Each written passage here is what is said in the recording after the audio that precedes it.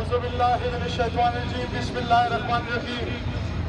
تمام دوستوں کا میں فرداً اور تمام پارٹیوں کا میں فرداً سماجی جتنے بھی آئے ہوئے ہیں میڈیا کے دوست، یہ جو پشاور میں ہماری کوریج کی ہے میڈیا کے دوستوں کی، ان سب کا میں تہہ دل سے مشکور ہوں کہ آپ نے ہم کوہاٹ کے مظلوم لوگوں کی آواز سنی۔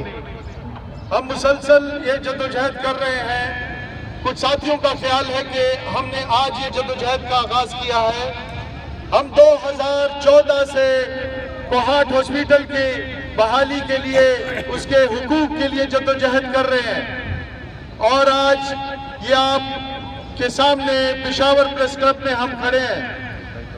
آئندہ کے لیے جو لائے عمل ہے، چونکہ حکومت پی ٹی آئی کی ہے اور پی ٹی آئی کے جو سربراہ ہیں کپتان صاحب جناب عمران خان صاحب، ہم نے یہ فیصلہ کیا ہے کاروان عمل کی تنظیم نے کہ ہم نے انشاءاللہ اگلا دھرنا عمران خان صاحب کے گھر کے سامنے دیں گے بنی گالہ میں، اور اس کی تاریخ کا فیصلہ ہم 2-3 دن میں انشاءاللہ پریس پہ دے دیں گے کہ ہم کس تاریخ کو بنی گالہ میں احتجاج کرنے جا رہے ہیں۔